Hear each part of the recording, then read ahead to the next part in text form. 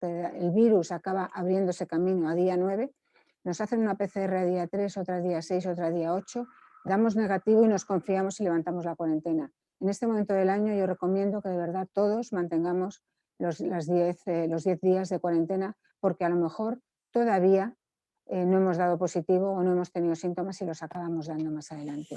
Esto es un conocimiento epidemiológico de toda la vida y de hecho los brotes no se cierran hasta que no han pasado 2 periodos completos de cuarentena sin que haya nuevos casos.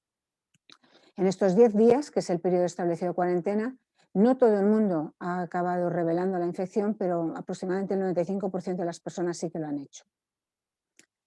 Después de la cuarentena, si se resulta que estamos contagiados, entra el periodo de aislamiento y recordaros que incluso antes de que nos demos cuenta que estamos contagiados podemos ser muy contagiosos. El mayor número de los contagios tienen lugar en los días previos a que se manifiesten los síntomas, sobre todo porque somos inconscientes de que estamos infectados la mayor parte, pero como veis no solo son un par de días, sino bastantes días en los cuales se puede ser contagioso, más cuanto más nos acercamos al momento de los síntomas. Después de los síntomas, en cuanto ya nos damos cuenta, o incluso si los síntomas son muy fuertes, nos retraemos en nuestros contactos sociales, todavía tienen lugar un tercio de los síntomas y en los días posteriores esto ya va bajando probablemente por concienciación o por postramiento debido a la enfermedad. Y de nuevo también pues, se calcula que a los 10 días después del inicio de los síntomas o del diagnóstico ya prácticamente nadie es contagioso, aunque a lo mejor hay personas en las cuales el diagnóstico de PCR persiste. Bueno, esto lo he recordado, aunque muchos lo sabíamos, idealmente después de todo esto sanamos en corto tiempo, pero sabéis que hay gente en las que se cronifica y queda grave y a lo mejor en la segunda o tercera semana se manifiestan síntomas muy graves. Bueno, esto lo he recordado ahora precisamente en esta época que es la más dura de la pandemia porque es el momento en que se están acumulando dos de los grandes factores de transmisión.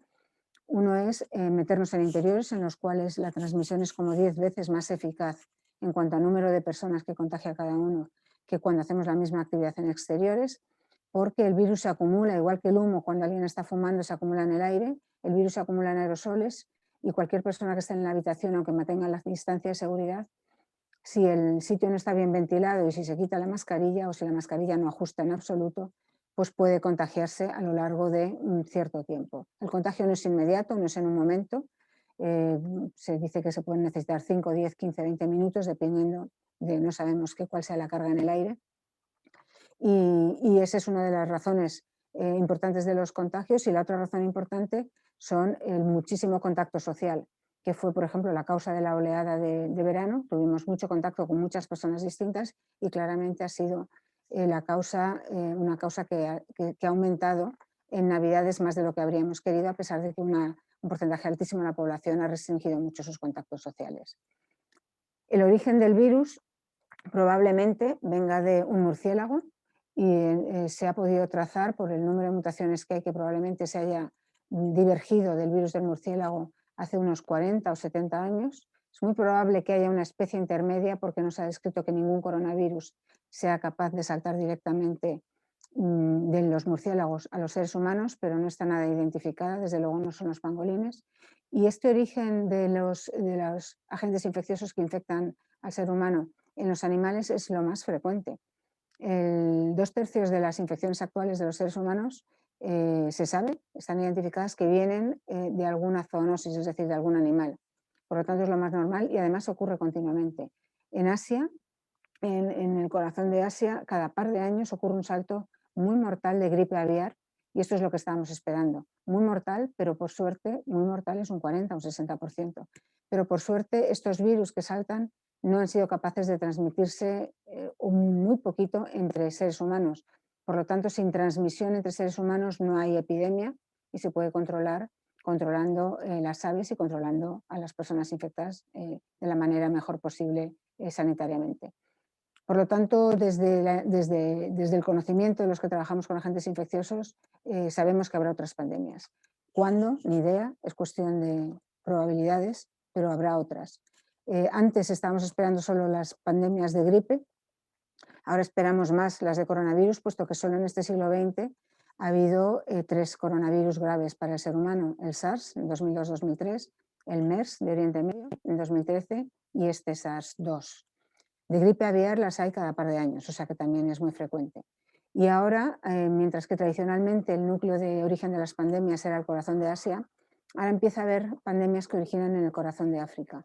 Posiblemente esto esté relacionado con la importancia de la transmisión entre personas, con la urbanización, el desarrollo de estas regiones del mundo y la altísima densidad de población que tienen, y la convivencia de zonas rurales con hábitos tradicionales antiguos con zonas urbanas todavía no absolutamente controladas y desarrolladas. Los virus, todos los virus, sobre todo los virus cuyo genoma es ARN, como este SARS-2, varían, también todos los seres vivos variamos, pero dentro de todos los virus ARN los coronavirus son los más grandes y no se pueden permitir tantas variaciones porque su genoma tendría tantos errores que sería ilegible, sería inviable. Por eso estos virus, todos los coronavirus, tienen una actividad correctora de sus errores cuando están corrigiendo y copiando, su material genético. De manera que son como 10 veces menos variables que los virus de la gripe, son como 100 veces menos variables que el virus de la inmunodeficiencia humana y son como 1000 veces menos variables que la hepatitis C. Contra los dos últimos virus no hemos podido obtener vacunas, sino que hemos tenido que ir a la carrera de largo recorrido de obtener antivirales. Con este virus, desde el principio esperábamos que sí que se pudiesen obtener vacunas. Desde el principio se sabía que la proteína mínima que había que incluir en las vacunas era la proteína de la espícula, la S, y esperábamos, y yo en particular, que sea mejor si se incluyen más proteínas, pero que lo más rápido era empezar con una. Estas mutaciones acaban causando que, aunque el virus muta poco, si hay una replicación masiva ahora mismo a nivel mundial, que cuando hay grandes brotes es normal que se vayan imponiendo algunas variantes.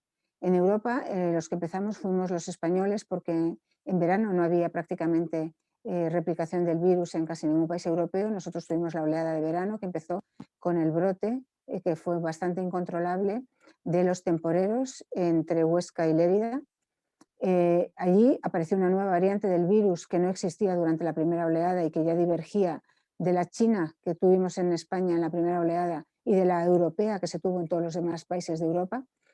Y rápidamente los turistas que venían a España, que era uno de los pocos países que aceptaba turistas, los que tuvieron comportamiento de riesgo lo llevaron de vuelta a sus países y a principios de septiembre la variante que dominaba en toda Europa era la española, sin ninguna duda. Poco después Francia tomó el relevo, un poco después Dinamarca, con aquella variante que se transmitía hacia los bisones y de vuelta a las personas, que asustó mucho este salto entre animales y personas. Y luego han surgido en diciembre la de Reino Unido, la de Sudáfrica y ahora la de Brasil. Que estas, por lo que más nos están preocupando, es porque quizás se transmiten más, aunque como digo, en todos estos casos, si una variante se impone es que se transmite más que las otras, pero es muy difícil diferenciar de todas las variables que intervienen, cuánto es debido estrictamente a las características del virus y cuánto es las características de los portadores del virus, que al fin y al cabo somos las personas. Con estas últimas variantes lo que está preocupando es si vamos a estar protegidos de ellas con la infección natural y si las vacunas que se están justo ahora administrando por todo el mundo, empezando a administrar por todo el mundo, van a proteger. Bueno, ya sabemos que Pfizer ha mostrado que frente a estas dos variantes hay una neutralización bastante buena del virus. Pues a la izquierda está la variante original, por ejemplo, de Sudáfrica, y aquí está la variante, mutaciones de la variante ahora de Sudáfrica, y cada punto es cómo se neutraliza el virus por el suero de una persona. Como veis, no hay grandes diferencias, ¿eh? O sea, parece que se controlan bastante bien. ¿Qué sabemos además de otros coronavirus? Y esto va a ser una referencia constante en la charla. Hay más coronavirus y todo lo que hemos aprendido de los otros coronavirus nos ayuda, porque los virus también se agrupan en familias y comparten muchas características. Sabemos que los coronavirus de animales y de humanos, que hay bastantes, que son, los de humanos son benignos, causan catarros, no tienen serotipos. ¿Qué quiere decir que no tienen serotipos? Quiere decir que los anticuerpos, lo mismo que aquí, que los anticuerpos que reconocen a una variante del virus reconocen a la otra también. Solo cuando son dos virus claramente distintos no hay reconocimiento cruzado. Sin embargo, y esto quiere decir además pues, que no han sido, los coronavirus nunca han sido capaces de escaparse de la respuesta de anticuerpos, a pesar de que varían y que se pueden contagiar entre todos los seres humanos del planeta. La viruela, la poliomielitis, el sarampión tampoco han sido capaces nunca de escapar de la respuesta inmune del ser humano, a pesar de que ha habido replicación masiva en todo el mundo de estos 3 agentes infecciosos, estos 3 virus, y además ha habido una vacunación masiva desde hace décadas de todos ellos. Bueno, la viruela ya se erradicó hace 40 años. Sin embargo, virus más pequeños que el coronavirus, como la gripe, la gripe A sí que se escapa continuamente, y este es el ejemplo que más conocemos, pero la gripe B, que es prima de la gripe A, no es el mismo virus en absoluto, básicamente no se puede permitir estas variaciones y no varía. Tenemos 2 cepas, hay años que hay más de una cepa, hay años que hay más de otra, pero no tiene esta capacidad de variar que tiene continuamente la gripe A. No es estructuralmente viable, no se impone estas variaciones y por lo tanto los anticuerpos continuamente están neutralizando más o menos al mismo virus. Los virus se pueden clasificar en familias y, sin embargo, el sistema inmunitario reconoce a los virus de una manera muy peculiar, la suya, que es la de defendernos de ellos. Los virus se replican en el organismo, en este caso en el ser humano, no porque nos quieran causar enfermedad, no sacan ninguna ventaja los virus de causar enfermedad, tampoco, por supuesto, de causarnos una enfermedad grave ni matarnos, con eso no se benefician de nada. De hecho, de lo que se benefician los virus es de una transmisión silenciosa relativamente atenuada como es la de este virus, porque la persona infectada está durante más tiempo en contacto con otros organismos de su misma especie y transmite durante más tiempo el virus. El virus para lo que nos necesita es para multiplicarse. Y para ello lo que hace es abrirse camino hasta algunas de nuestras células que tienen un receptor que le permite entrar en esas células, usar toda nuestra maquinaria de multiplicación y producir partículas. De manera que cuando un virus entra en una célula, empieza a producir partículas y las células son, por lo tanto, las fábricas de nuevos virus.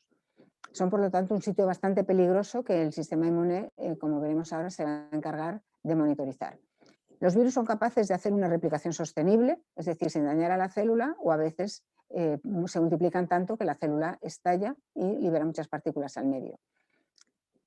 Y por lo tanto, además de las células infectadas, hay que hacerse cargo, desde el punto de vista del sistema inmunitario, de todas estas partículas infecciosas que están en circulación y que son justo las que van a servir para transmitir el virus de unas personas a otras vulnerables. La respuesta inmune se encarga de los 2 tipos de células infectadas y de las partículas en circulación, y esto es la dicotomía que hace la respuesta inmune. Según cómo es el enemigo, así tengo yo que desarrollarme y así tengo yo que dirigir mis armas. Y esto es lo que ha guiado la evolución del sistema inmunitario de todos los seres vivos, sobre todo de los mamíferos, en las últimas, pues eso, lo que nos atañe a nosotros, que tiene un sistema inmunitario muy elaborado. Lo que hace el sistema inmunitario es reaccionar ante 2 estímulos. Un estímulo es algo que sea extraño y el segundo estímulo muy potente es que haga daño. Cuando esto tiene lugar en una zona de nuestro organismo, hay unas células que son las células presentadoras de antígeno que se encargan de tomar fragmentos del virus o de las células presentadoras o de las células infectadas, y estos fragmentos, que son péptidos, los presentan a nuestro sistema inmunitario especializado, a nuestros linfocitos. Hay unos linfocitos que son los helper o CD4, que lo que hacen es ayudar a los ejecutores. Y los ejecutores son los linfocitos citotóxicos, los CD8, que lo que hacen es destruir a las células infectadas de una manera muy selectiva, matando solo a las infectadas y liberando, además de su arma letal para matar a las infectadas, liberando mediadores protectores como los interferones que protegen a las vecinas que están sanas de que éstas se infecten. Y el segundo brazo ejecutor son los anticuerpos, que están producidos por los linfocitos B. Los anticuerpos lo que hacen es ocuparse del otro gran enemigo, son las partículas de virus en circulación, les rodean, les bloquean y de esta manera evitan que se unan al receptor o interfieren con ello y se neutraliza el virus idealmente. Por lo tanto, tenemos la inmunidad humoral, que son los anticuerpos frente a las partículas infecciosas, y la inmunidad celular, cuyo brazo ejecutor son los linfocitos T que destruyen a las células infectadas. Los anticuerpos son mucho más fáciles de medir, incluso en una gota de sangre, lo hemos visto con los test rápidos de anticuerpo, se puede hacer de una manera muy rápida. La respuesta celular es mucho más complicada, requiere personal especializado, aparatos especiales, interpretación y valoración más problemática. Como las dos se disparan siempre que hay un daño por algo extraño, pues como marcador más sencillo casi siempre se mide solo anticuerpos. Pero no hay que olvidar que sus implicaciones son muy distintas y que cada una contribuye. Es como si tuviésemos al menos 2 o 3 ejércitos, por ejemplo, digamos, la aviación serían los anticuerpos, la infantería serían linfocitos T, y los helper, que están ahí un poco de retaguardia, pues podría ser la marina, pero que también en este caso sería vital, ¿no? Bueno, vamos a ver cómo es la respuesta a anticuerpos. Cómo es mi día a día, yo que me he infectado ahora del coronavirus y empiezo a entender los test, aunque los había oído hablar de ellos, ahora pues me toca lo mío, ¿no? Bueno, pues lo primero que empieza a hacer el cuerpo humano cuando se encuentra, o sea, los linfocitos B que empiezan a hacer anticuerpos cuando se encuentra con el coronavirus, es que sacan todos los anticuerpos que tienen. Todos los linfocitos B son distintos genéticamente entre sí, mientras que, por ejemplo, las células del corazón son todas iguales entre sí. Todos nuestros linfocitos B son genéticamente distintos, han pasado por un periodo de maduración en el cual meten una reorganización de partes de los genes de los anticuerpos, de manera que hay mucha combinatoria y les queda una dotación básica de muchos anticuerpos distintos. Entonces sacan los mejores que tienen de entrada en el armario y ven cuáles son los que reaccionan mejor con este coronavirus, porque esos son los que harán que se estimule mejor el linfocito B, se estimule a trabajar más y a provocar más anticuerpos. Entonces, típicamente se producen 3 anticuerpos básicos. La IgA es muy importante porque se produce en las mucosas. Entonces, en las mucosas precisamente es donde va a estar en la primera, digamos, como en el foso del castillo a ser conquistado por el coronavirus. Entonces, en cuanto se produce IgA, las mucosas están mucho más protegidas y se está neutralizando el virus ahí, lo cual ayuda también a que se pare un poco la transmisión.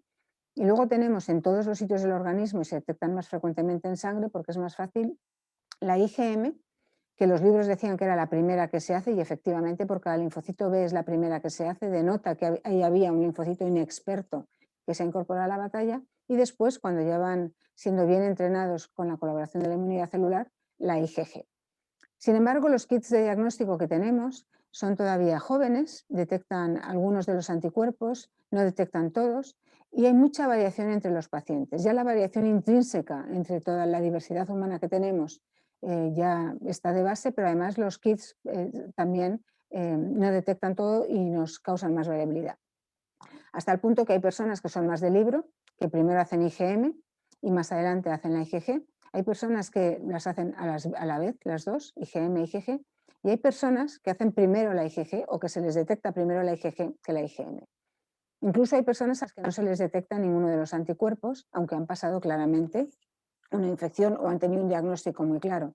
Bueno, puede ser más probablemente, y luego iremos sobre ello, que no los podemos detectar con los kits de diagnóstico o que han hecho niveles muy bajos. Además de haber variedad en qué anticuerpos hacemos, también hay variedad en lo buenos que son funcionalmente, que quizás es un poco más preocupante. Hay variedad porque hay personas que hacen anticuerpos que neutralizan muy bien al virus, aquí a la derecha, o anticuerpos que lo neutralizan muy poquito. Bueno, pues esto lo que está ocurriendo es cómo es la respuesta primaria de anticuerpos. Realmente con la respuesta secundaria se aprende mucho y esto hilaremos luego con lo que son las 2 dosis de las vacunas. En la respuesta primaria se tira de lo que se tiene, como digo, de los anticuerpos que tenemos en el armario y se hace un nivel de anticuerpos, aquí está una cantidad de anticuerpos y aquí está una determinada afinidad. Ambas son escalas logarítmicas, atención.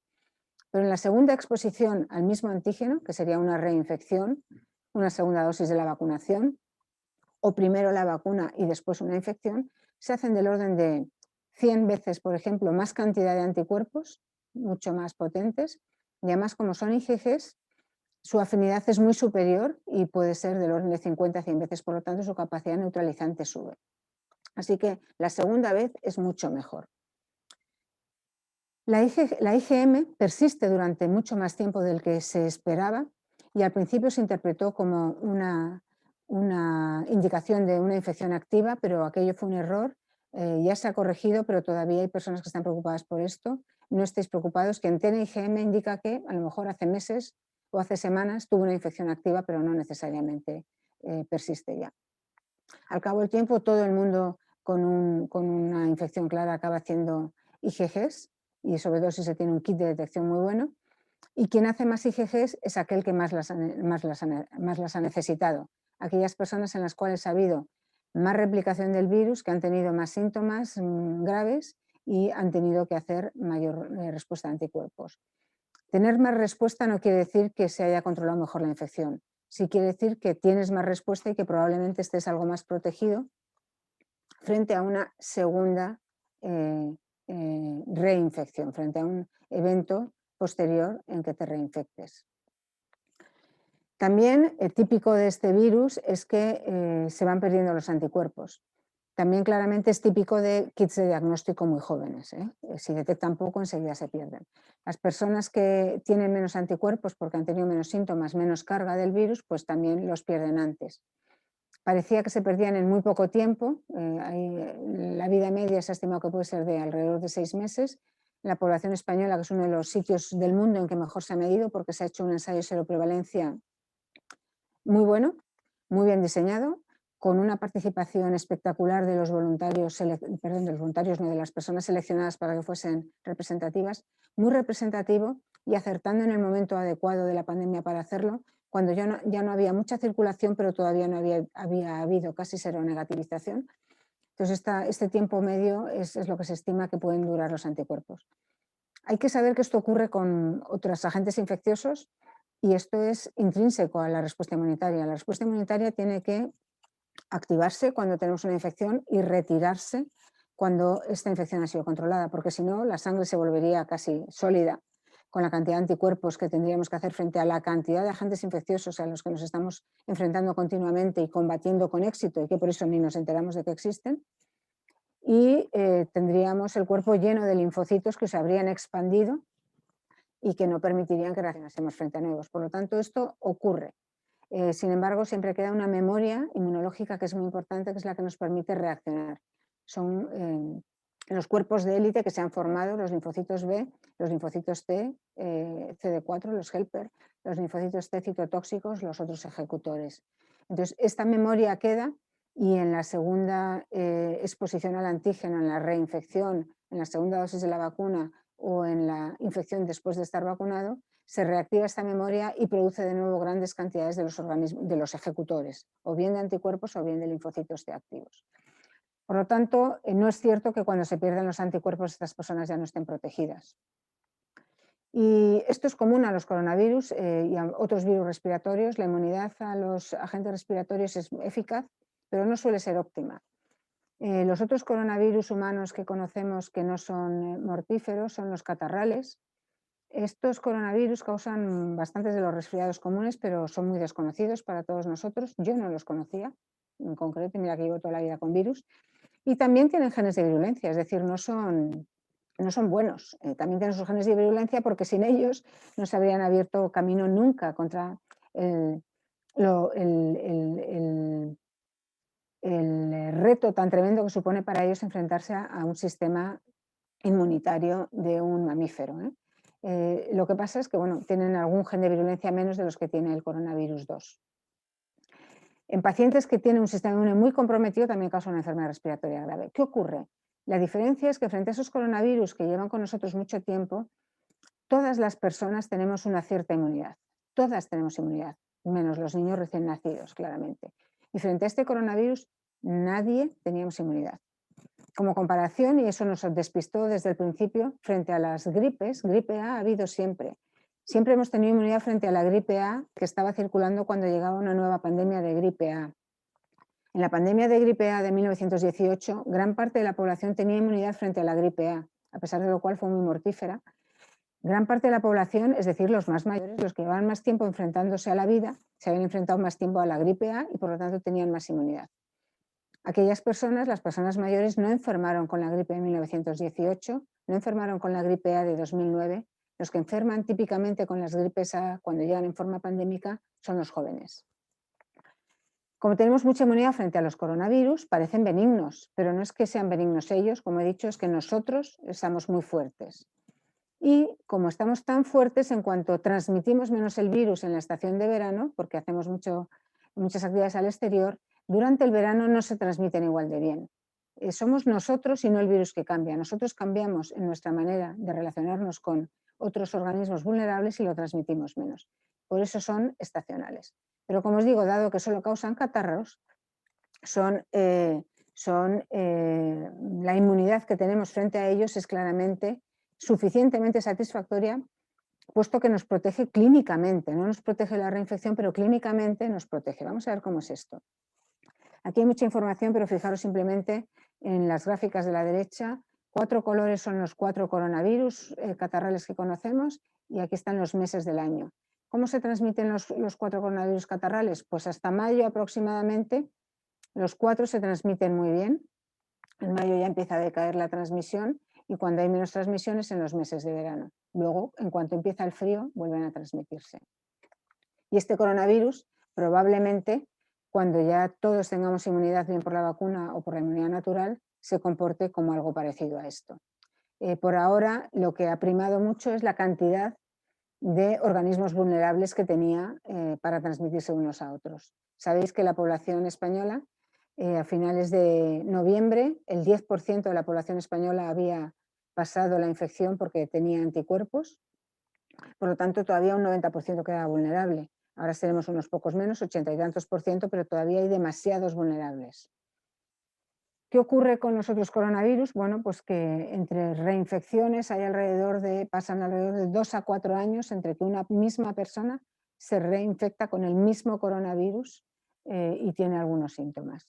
O a lo mejor no tiene síntomas y simplemente le suben los anticuerpos. ¿Cómo se detectan las reinfecciones? Bueno, pues esto es un estudio que se ha hecho retroactivamente durante 35 años con personas de las que se tenían varias muestras de suero guardadas en serotecas.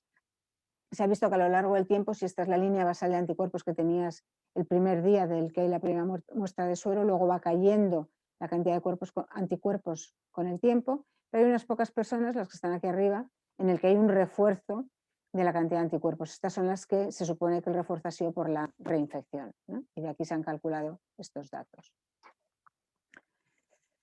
Bueno, pues os he contado que para los otros coronavirus catarrales la infección natural sí que es clínicamente protectora, para este coronavirus también. ¿Cuáles son las evidencias? Os voy a contar 3.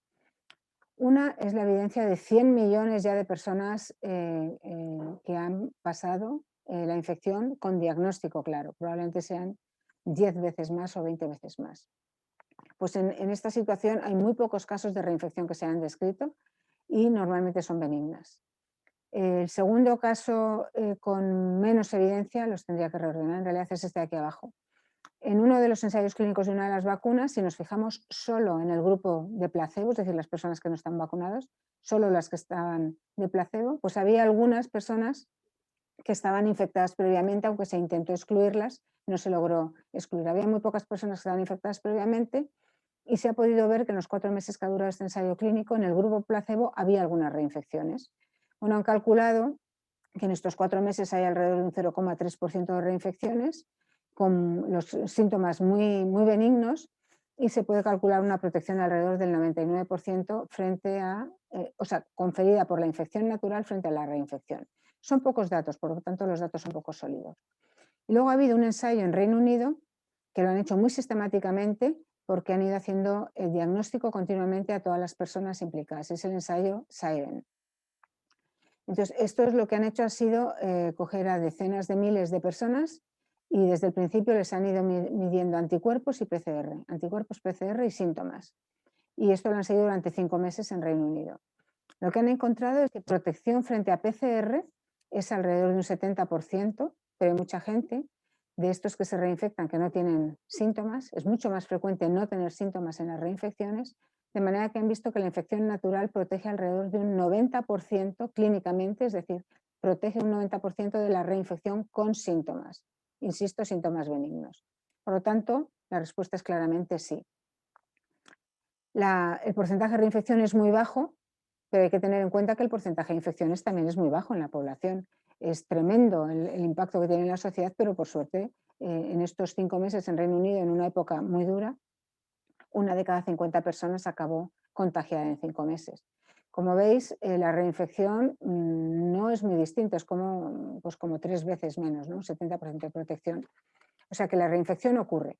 Y como repetiré un poco más adelante, cuando esta reinfección ocurre, que tenemos una inmunidad que es clínicamente protectora, esto es muy importante a nivel de sufrimiento, porque no sufrimos porque no tenemos síntomas graves, pero es solo clínicamente protectora puesto que hay reinfección. Por lo tanto, puede haber transmisión del virus. Las personas que tienen ya inmunidad no tienen que asustarse de que vayan a reinfectarse de una manera crítica, salvo que hayan tenido, pues no sé, por ejemplo, se sometan a un trasplante de órganos y se les retire totalmente la inmunidad durante el tiempo del tratamiento inmunosupresor profundo, ¿no? Pero si se mantienen las mismas circunstancias estarán protegidas. Pero ellos se pueden reinfectar de una manera muy asintomática y ser contagiosos. Lo mismo puede ocurrir con las vacunas, todavía no tenemos información sobre eso. Por lo tanto, que la tasa de reinfección sea 3 veces menos que la tasa de infección primaria, nos está diciendo que puede haber aquí de nuevo muchos asintomáticos reinfectados, protegidos, pero contagiosos. Y esto es un problema a nivel de pandemia, no a nivel de individuos, sí a nivel de población. Teníamos muchas tecnologías para producir vacunas basadas en ácidos nucleicos, que han sido las más rápidas, en ADN. Las de ARN son las más nuevas, pero han resultado más rápidas, basadas solo en proteínas o basadas además en el material genético, pues en un vector viral que expresa el material genético del coronavirus o incluso en todo el coronavirus atenuado o inactivado. De todas estas tecnologías que teníamos, se han empleado todas en el mundo, hay un montón de candidatos a vacuna en desarrollo en distintas fases. La más rápida, no necesariamente la mejor, ha sido la basada en ARN, y ahora mismo en Europa tenemos dos vacunas ya aprobadas con una eficacia muy parecida, la de Pfizer y la de Moderna, que están basadas en ARN mensajero. Hay una tercera que se está discutiendo precisamente hoy, a lo mejor no sé si ya la han aprobado, que es la de Oxford y AstraZeneca, que es un vector viral, un adenovirus que lleva el material genético que codifica por la misma proteína S del coronavirus 2. La inmunidad que producen estas vacunas se muestra aquí para la de Moderna, son muy parecidas, como os he dicho, y aquí os vuelvo a mostrar el efecto de la segunda dosis. Bueno, la segunda, lo que hace vamos a ver en las personas mayores de 71 años, y este es el ensayo clínico de Moderna. Lo que vemos es que se tienen unos niveles muy bajos de anticuerpos al principio, negativos, se vacuna con la primera dosis, se hacen unos pocos anticuerpos, pero muy poquitos, y cuando se da la segunda dosis, a la semana de la segunda dosis es cuando se produce el despegue tremendo de la cantidad de anticuerpos, que se hacen alrededor de 50 veces más anticuerpos. Este nivel es pues eso, como 50 veces más, esto es muy bueno. Va decayendo ligeramente durante los meses, pero se puede ver también positivamente, es estable durante bastantes meses, no es distinto de una respuesta inmunitaria estándar, que como digo se tiene que retirar para hacer paso a otros posibles virus, agentes infecciosos que vengan. Este es el nivel de la cantidad de anticuerpo que hay en los sueros de personas que superaron la infección, probablemente más tiempo desde que pasaron la infección, y no se sabe porque los anticuerpos son solo una medida de la respuesta inmunitaria. Ya os he dicho que de fondo está toda la respuesta celular y más componentes que no os comento que contribuyen, y no se sabe, bueno, si será todavía tan protectora como la infección natural al cabo de los 4 meses que pasen, que todavía no han pasado, y no se sabe todavía cuánto más durará. Esto es desde luego una incógnita que tenemos, pero en cualquier caso, si dura por lo menos 4 meses o 10 meses, pues es fantástico porque a estas personas les habrá permitido a estas personas vacunadas ganar tiempo a que haya el doble de investigación que la que tenemos hasta ahora, que yo ya no me puedo imaginar lo que puede ser, por ejemplo, para finales del verano que viene lo que tendremos. Sí que espero que haya más vacunas porque necesitamos más tecnologías de vacunas, pero a lo mejor hay algún tratamiento también que pueda ser eficaz y que complemente a las vacunas.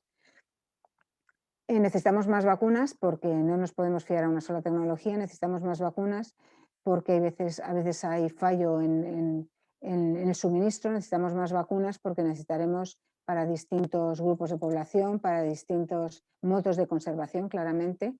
Lo de congelarla a 80 bajo cero es una de los grandes problemas de esta vacuna, a pesar de que es una de las maravillas que sean seguras, ¿no?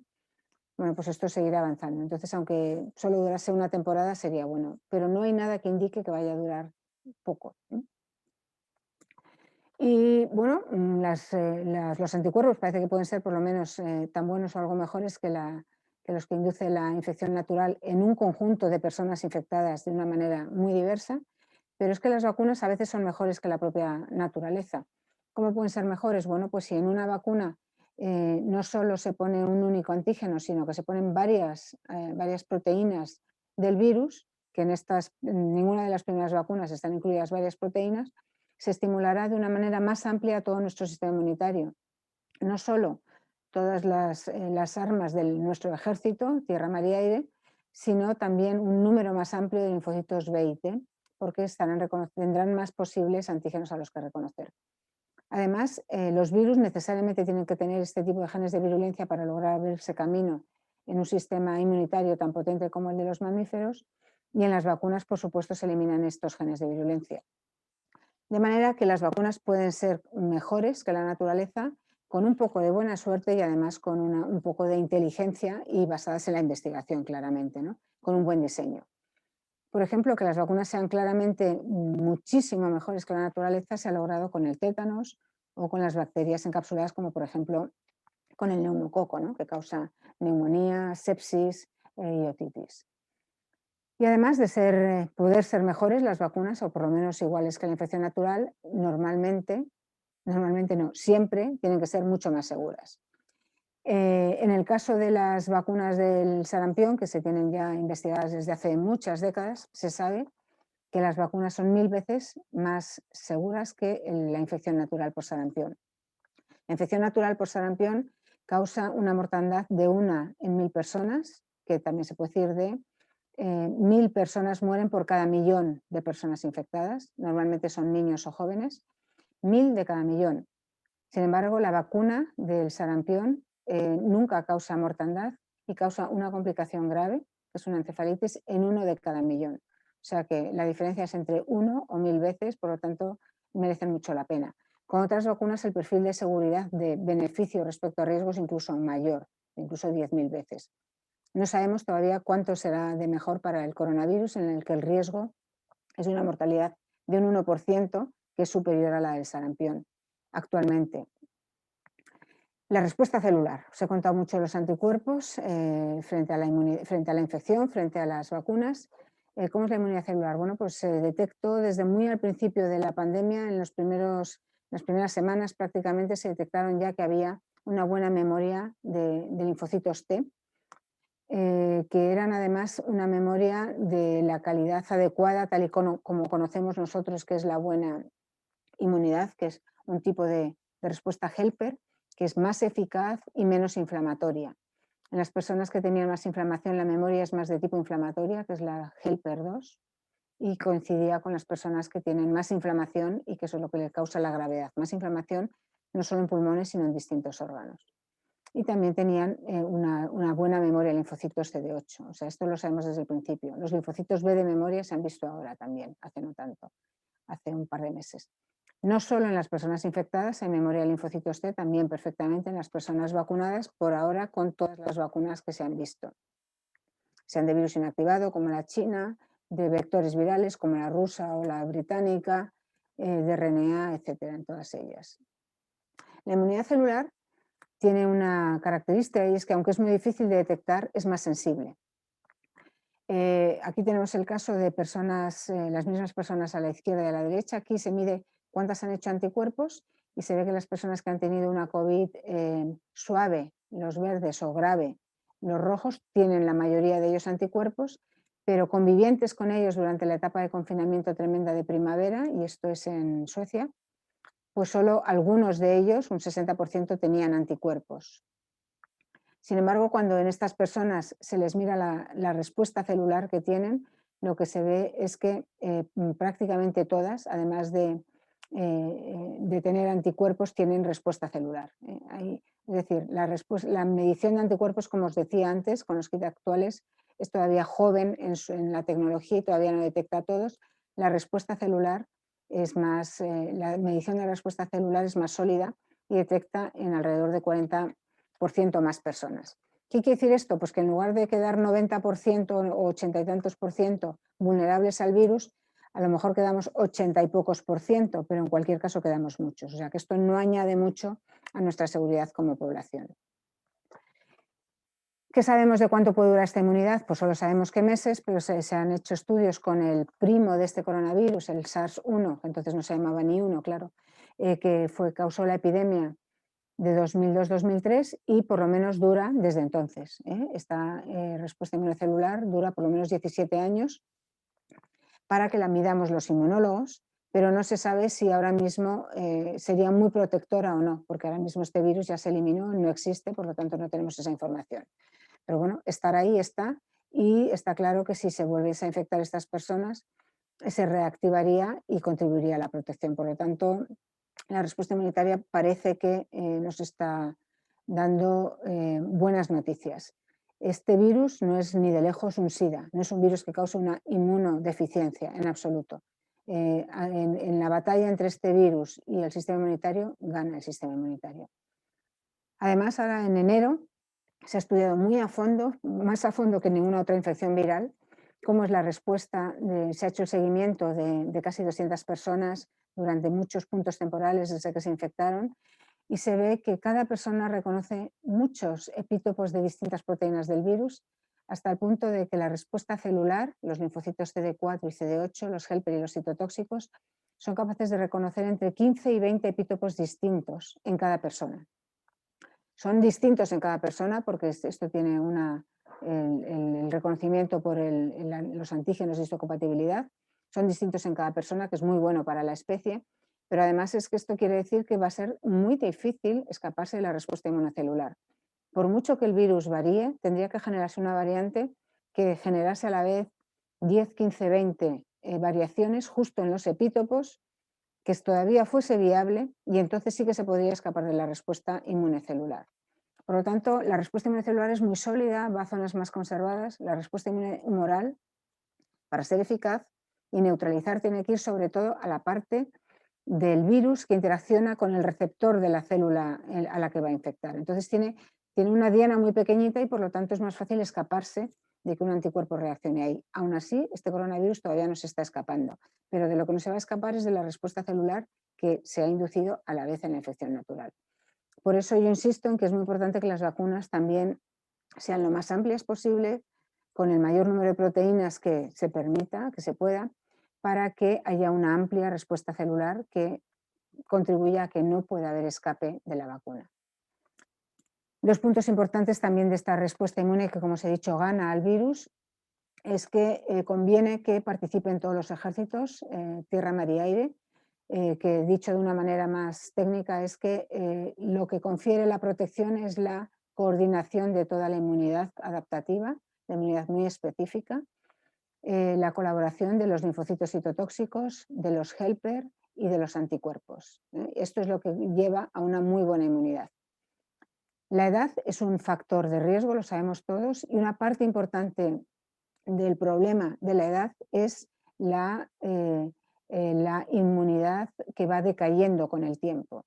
Con los años tenemos muy claro que alguno de los tres grandes contribuyentes a la inmunidad tiene algún problema de falta de eficacia, y esta falta de coordinación es lo que va haciendo que poco a poco el conjunto de la respuesta sea menos eficaz y se escape por algún lado, haga aguas y el virus logre multiplicarse hasta causar síntomas más importantes o incluso la muerte. Por lo tanto, gran parte de la evolución natural de esta epidemia en el ser humano se explica, es decir, que los jóvenes sean mucho más resistentes que las personas de edad intermedia o que las personas muy ancianas, se explica exclusivamente por la fortaleza de nuestro sistema inmunitario. En concreto, los bebés recién nacidos que tienen sistema inmunitario todavía inmaduro son un poco más vulnerables a la infección que en cuanto cumplen el primer año, los primeros 6 meses de edad, que ya empiezan a ser muy resistentes. O sea, coincide con la primera inmadurez. Y otro punto importante es que, como es una acción concertada de todo nuestro sistema inmunitario, aquí está un poco más desglosado en 5 componentes, porque los anticuerpos se han desglosado entre inmunoglobulina G y linfocitos B de memoria. Cuando se desglosan 5 componentes, y aquí están por colores, al principio muchas personas tienen una buena respuesta a los 5 componentes, pasan los meses y cuando ha pasado ya medio año, a algunas personas les va fallando algún componente porque se va retirando, ya no se detecta, se va retirando, como digo, porque no podemos tener todo activo, tenemos que tener margen para reaccionar a otras infecciones, pero incluso tras 6 meses, el 95% de las personas todavía tiene al menos 3 de las 5 grandes armas del sistema inmunitario, el 95%. Por lo tanto, se espera que esta inmunidad sea buena durante varios años. Es una extrapolación de los datos que todavía no se podrá confirmar hasta que no vaya pasando el tiempo, claramente. Bueno, vamos a saber un poquito las vacunas, que nos interesan mucho. Las vacunas son medicamentos biológicos, ahora lo sabemos muy claramente, había gente que antes no lo tenía tan claro, porque hemos seguido muy de cerca todos los ensayos clínicos hasta que se aprueban como medicamentos. Y eso quiere decir que son seguras, perdona, esto lo digo luego, son seguras y que son eficaces. Esto quiere decir, esto es un medicamento, es lo que se le pide a un medicamento. Son medicamentos biológicos que tienen componentes de microorganismos, proteínas o el material genético para hacer estas proteínas, que estimulan al sistema inmunitario y que lo hacen de una manera que inducen una memoria de muy larga duración, idealmente, o por lo menos de larga duración. Son eficaces, por lo tanto, a las enfermedades infecciosas causadas por estos microorganismos y son, a diferencia de la mayoría de todos los otros medicamentos preventivos. También pueden funcionar, pero son mucho menos eficaces si se administran justo después de que ha tenido lugar la infección, pero son menos eficaces, son preventivos. Las vacunas lo que hacen, como os digo, es estimular al sistema inmunitario de la misma manera, le entrenan de la misma manera que lo entrenaría la infección, pero la sustituyen y además, claro, las vacunas son seguras, mientras que la infección es potencialmente grave y en el caso del SARS-2 sabemos que es grave, un 1% de mortalidad y alrededor de un 5% de personas con síntomas muy graves. Pero el entrenamiento del sistema inmunitario, de la memoria inmunitaria, es por lo menos tan buena, o si no mejor, en una muy buena vacuna que la que induce la infección natural.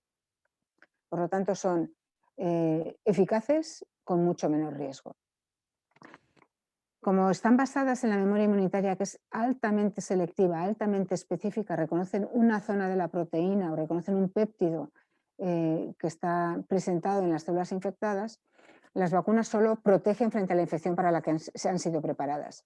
Al principio de la pandemia se jugó, se acariciaba la idea, que estaba bastante basada, de que a lo mejor las vacunas frente a otros agentes infecciosos podían dar una cierta protección lateral. La de la tuberculosis en concreto fue de la que más se habló. Bueno, recientemente se ha publicado ya un estudio bastante completo en personas mayores de 70 años, me parece, hecho en Holanda, en el que se ha visto que lamentablemente no hay una inmunidad inespecífica que haya tenido efecto en la protección frente a la infección por el coronavirus. Esto derivaba de que hace 100 y pico años, cuando se desarrollaron estas vacunas, sí que había una cierta protección inespecífica, pero las circunstancias eran muy distintas que ahora. Había una muchísima mayor vulnerabilidad en la infancia a las infecciones y ahí probablemente sí que estaban contribuyendo con factores que ayudaban a una mínima protección que ayudaba a la supervivencia. Pero ahora, en la situación actual y en las personas más vulnerables, que son las mayores, no tiene efecto. Merecía la pena probarlo, pero ha sido sorprendente que esa estrategia, que no requería construir nada nuevo, ha llevado más tiempo que la estrategia de construir algo nuevo basado en ARN, con una tecnología absolutamente nueva en la que no se tenía prácticamente experiencia en los ensayos clínicos. Yo todavía no dejo de sorprenderme. Y otra de las sorpresas de las que todavía me alegro cada día es que no solo está funcionando una vacuna, sino casi todas las vacunas que estamos preparando con distintas tecnologías están funcionando. Esto es un lujo, esto es un regalo que nos ha dado este maldito virus y la maravillosa investigación que compensa, desde luego, y que esperemos que nos proteja del impacto tremendo que está teniendo sobre todo el planeta. Bueno, como os digo, si son medicamentos, las vacunas tienen que ser seguras y eficaces. Las vacunas son las más seguras de todos los medicamentos que existen por dos razones muy claras. Se ha buscado que sean seguras y si no, no se aprueba o se retiran del mercado, porque se van a aplicar sobre personas sanas y no sobre personas que ya tienen una enfermedad y que asumirían más riesgos de efectos adversos. Y en particular porque se aplican sobre personitas, casi todas se han aplicado desde el principio sobre bebés, que tienen toda la vida por delante y en las cuales un efecto adverso grave tendría complicaciones durante mucho tiempo. Por eso se les exige un perfil de seguridad espectacular. ¿Cómo se mide el perfil de seguridad en las vacunas típicas? Pues lo que se hace es que se vacuna en azul, aquí tengo el número de voluntarios que se van vacunando a lo largo de varios años, a veces es año y medio, a veces son 2 años, se va vacunando a estas personas y a lo largo de muchas décadas ya de ensayos clínicos con vacunas, pues se ha visto que los efectos adversos se acaban viendo solo en las primeras 6 semanas tras la recepción de la última dosis, que normalmente pueden ser 2, pero a veces son más, tras la recepción de la última dosis en cada persona vacunada. Por lo tanto, con un decalaje de alrededor de 6 semanas, van surgiendo los datos de qué posibles reacciones adversas hay. Así que cuando el ensayo clínico se acaba al cabo de un par de años, se acumulan ya todos estos datos de qué posibles efectos adversos hay y se tienen los resultados de seguridad. A continuación, esta vacuna se aprueba, si es segura, se pone en el mercado y empieza la fase de farmacovigilancia tras la venta. Se empieza a poner en el mercado lentamente, se va vacunando más personas, se va siguiendo con un decalaje de 6 semanas qué reacciones adversas hay cada vez en un número mucho más amplio de personas que el que participa en el ensayo clínico y se van teniendo resultados de seguridad adicionales. Ahora, con más personas se va viendo reacciones adversas que también ocurren muy temprano tras la vacunación de cada persona, pero que solo se ven mucho más tarde porque son muy infrecuentes y solo se pueden ver cuando hay un número muy alto de personas vacunadas y entonces se puede ver, comparando con las personas que no se han vacunado, si hay diferencias en ese efecto adverso. ¿Qué ha ocurrido con las vacunas del coronavirus? Pues ha sido una situación totalmente nueva. Ha habido muchos voluntarios. Por eso sabemos que son muy seguras. El perfil de seguridad es mucho más alto. Ha habido muchos voluntarios. ¿Por qué? Porque ha habido muchas personas muy mentalizadas de la emergencia tan tremenda que teníamos, como todos nosotros, claramente. Y además ha habido mucho dinero para financiar unos ensayos clínicos tan tremendos, tan grandes y en tan poco plazo. Hasta el punto de que ha sido pues, del orden de 5 veces más voluntarios seguidos en los ensayos clínicos en fase 3 que en cualquier otra vacuna de las que se han autorizado y han resultado seguras a lo largo de décadas, antes de que viniese esta pandemia. De manera que de esta manera, con tantos voluntarios tan rápidamente, con un decalaje también de 6 semanas, en muy poco tiempo se han tenido resultados de seguridad y basados en 5 veces más número de casos. Y además, en cuestión de 10 días desde que se ha aprobado la vacuna, se ha empezado a vacunar masivamente a muchísima población. Y en cuestión de 10 días después de iniciar la autorización, después de autorizarse la vacuna, en cuestión de 10 días ya se han detectado los efectos adversos que nos permite la farmacovigilancia. Efectos adversos muy poco frecuentes, que ocurren en una de cada 100.000 personas, como es la alergia potente que se da y que se detectó en las primeras personas que se vacunaron en Reino Unido, que llamó la atención y que no se había detectado de una manera significativa durante el ensayo clínico. Pero en 10 días ya se supo si había estos efectos adversos muy poco frecuentes. Ahora ya se sigue monitorizando continuamente por todas las agencias reguladoras y por las compañías y por lo tanto, como ya se han vacunado millones y millones de personas en el mundo, se sabe que todavía no han surgido efectos adversos graves. Por lo tanto, el perfil de seguridad es superior y mucho más rápido en conocerlo, mucho más sólido de lo que ha habido nunca con ninguna vacuna. Y va a ser así para muchas de las vacunas de los coronavirus, todas las que se hagan con números tan altos de voluntarios en los ensayos clínicos y además todas que se usen para vacunar a muchísimas personas. Ahora vamos a ver la parte de eficacia de las vacunas. Vamos a centrarnos en qué les pedimos a una vacuna que sea eficaz. A una vacuna lo que se le pide, no nos equivoquemos, lo que se le pide es que proteja el sufrimiento. Lo que se le pide a una vacuna es que protejan de la enfermedad, que protejan de síntomas graves, que protejan de la muerte y probablemente también protegerán de síntomas leves. Esto es lo que se le pide a una vacuna. Esto es lo que se le pide en el ensayo clínico. Esto es lo fundamental. Las vacunas están hechas para eso, están desarrolladas para eso. Puede ocurrir que además protejan de la infección, es decir, que sea tan buena la inmunidad, se llama inmunidad esterilizante, que sea una barrera tan tremenda que protejan incluso de que el virus entre en nuestro organismo, que protejan de la infección, y puede ser que sean tan buenas que además que protejan de que el virus se contagie. Es decir, lo mínimo que le pedimos es que aunque nos infecte, que no nos cause daño. Si nos infecta y se multiplica en nosotros, nos podríamos ser contagiosos. Y si tenemos una vacuna que realmente protege incluso del contagio, lo que tendremos es una vacuna que tiene efecto no solo en las personas, no solo en controlar el sufrimiento, no solo en controlar la enfermedad, que a mí me parece ya espectacular, sino que además nos ayudarían a controlar la pandemia, porque protegen también de la transmisión. Para haceros una idea, aproximadamente la mitad de las vacunas que tenemos en el calendario español, que sobre todo se emplean en bebés, pero también hay ya para adultos, cada vez hay más, aproximadamente la mitad son del tipo que solo protegen de los síntomas y estamos encantados con ellas, y aproximadamente la otra mitad hemos tenido la suerte de que en su desarrollo se ha detectado que también protegen del contagio. Justo esas que protegen del contagio son las únicas que se pueden utilizar para erradicar una infección del mundo mediante la vacunación. ¿Qué sabemos de la eficacia de las vacunas que están ya autorizadas, de Pfizer y Moderna? Sabemos, como se les pidió en el ensayo clínico, que protegen de los síntomas leves y de los graves. Se supo antes que protegían de los leves porque son más frecuentes y se vio antes. Para cuando ya se aprobaron ya se sabía que también protegían de los síntomas graves.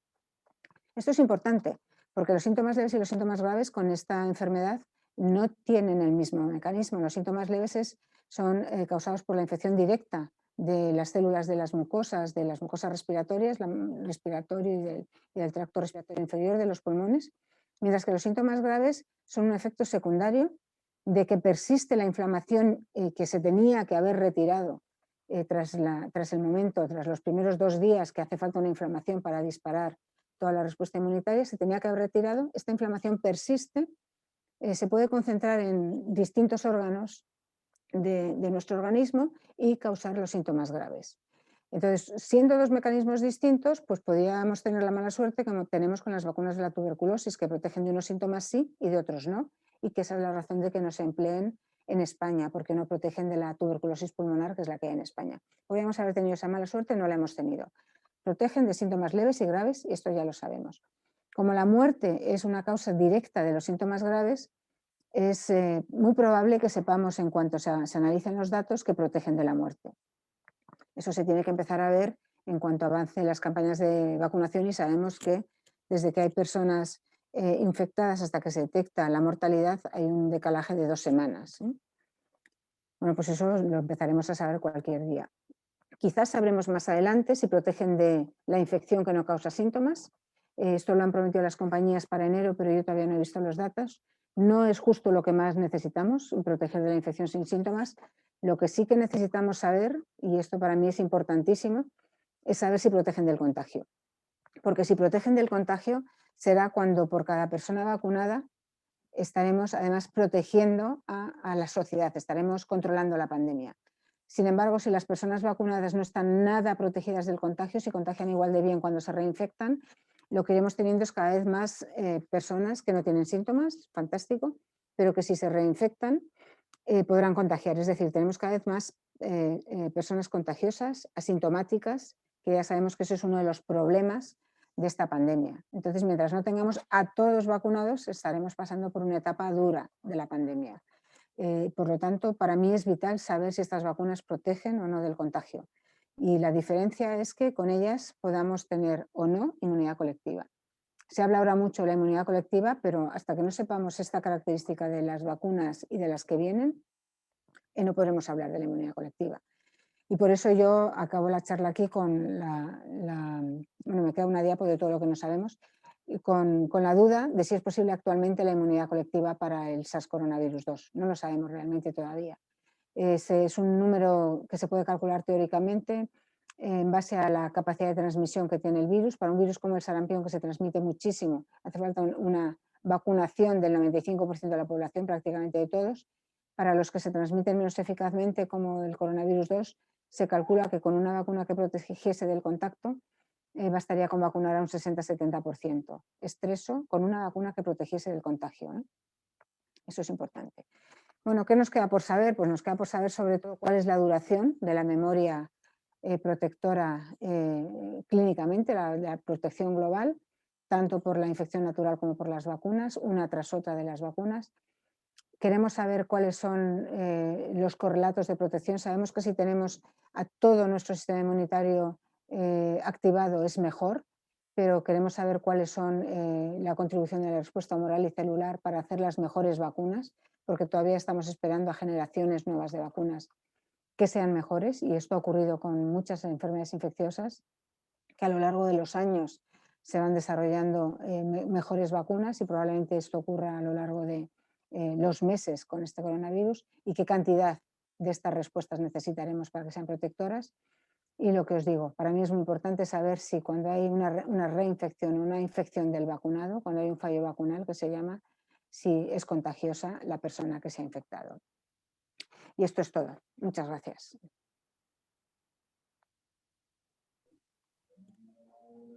Muy bien, Margarita, muchísimas gracias por tu presentación.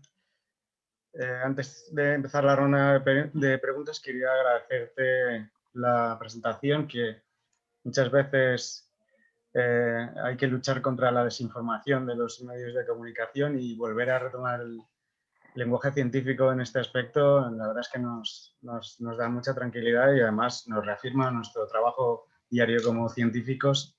Claro. Y la importancia que tiene la ciencia en todos los aspectos de la sociedad.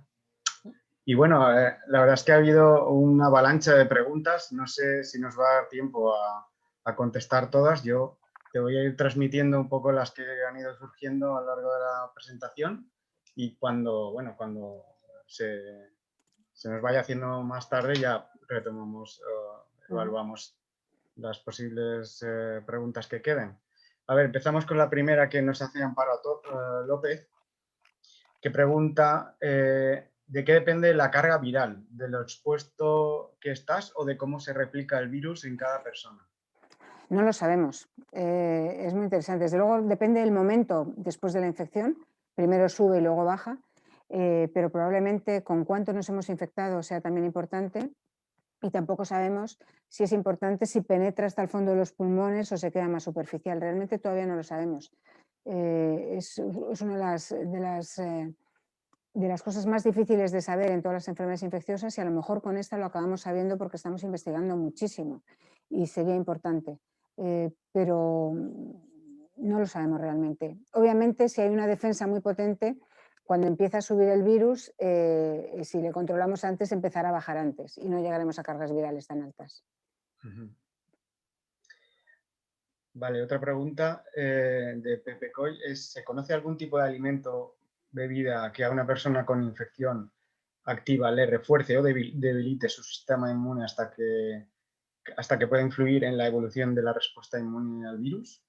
No se conoce ninguna. Lo que sí que se sabe es que si tienes el sistema inmunitario más fuerte antes, será mejor. ¿Y qué quiere decir más fuerte? Pues, por ejemplo, se sabe que si tienes un déficit de algunas vitaminas, como la vitamina D, sí, el sistema inmunitario para combatir el coronavirus está menos potente, y las personas que tenían una deficiencia de vitamina D están algo peor protegidas, tienen síntomas más graves. Eso no quiere decir que si te pones a tomar vitamina D el día que te empieza la tos, te vaya a hacer ningún efecto. Por otra parte, quiero decir, no quiere decir eso, se está estudiando, pero todavía hay que tener datos más sólidos. Lo que hay que hacer es tener el sistema inmunitario previamente en buena forma. En buena forma quiere decir llevar una vida sana. Lo voy a decir muy rápidamente: comida diversa y variada, muy buena hidratación, que nos va a estar manteniendo las mucosas en perfecto estado, que es la primera barrera para que nos entre cualquier virus que que accede a nuestro interior, aparte la barrera de la piel, que es la otra gran barrera exterior nuestra, ¿no? Que también se beneficia de una buena hidratación. Un ejercicio moderado es muy importante para muchos aspectos de la vida, pero también para mantener el sistema inmunitario. Induce mediadores que favorecen que sea más activo, más eficaz y menos inflamatorio. Y 3 aspectos que son difíciles en la pandemia, que es dormir bien, no tener estrés ni ansiedad y tener buenas relaciones sociales y relaciones satisfactorias y actividades satisfactorias. Entonces, estas, en la medida de lo posible, en todas las personas que conozcáis, no les dejéis que se aíslen en casa, favorecer llamadas de teléfono, llamadas por pantalla, enseñarles y todo lo que sea posible, evitando que se contagien, pero hay muchas maneras de que mantengan un contacto y no vayan acumulando ansiedad. Sí, y en este aspecto yo sí que había oído que había una cierta prevalencia en la zona mediterránea, especialmente de deficiencia de vitamina D, que podría perjudicar la respuesta inmunitaria, pero es algo, digamos, que es de base, no tiene que ver con la infección. De base, está ahí de base, Sí. efectivamente, sí. Otra pregunta, Juanjo Borrás, ¿cuál es la mejor técnica para detectar asintomáticos de la manera más prematura posible? Bueno, pues hacer un diagnóstico continuo. Lo que pasa es que es muy caro en recursos y en recursos humanos y en recursos financieros, ¿no? Pero si se hace un diagnóstico continuo se detectan. Esta es la estrategia que se puede llevar a cabo cuando hay muy pocos casos. Cuando en una población que hay 0 casos surge algún brote, y esto es lo que hacen inmediatamente en China, por ejemplo, o incluso en Nueva Zelanda. No recuerdo en qué ciudad china ocurrió que detectaron 11 casos, diagnosticaron a los 5 millones con test de antígeno y detectaron 2 casos más y se declaró absolutamente erradicado el brote. Pero se puede hacer cuando hay muy pocos, ¿eh? Bien. Siguiente, ¿considera que en la pandemia actual se haya podido dar algún factor particular en la salud humana a nivel global para que el virus tenga el gran impacto que estamos sufriendo? Bueno, que no teníamos inmunidad. Claro. Es obvio, pero lo repito porque casi nadie lo sabe. La diferencia con las pandemias de gripe es que frente a gripe sí que se tenía inmunidad. Las personas mayores habían pasado otra gripe A. El coronavirus no lo hemos pasado a nadie. El gran impacto es que el 100% de la población éramos absolutamente inexpertos en controlar este coronavirus. Y puede ocurrir con otros virus emergentes nuevos. Tenemos que estar muy preparados.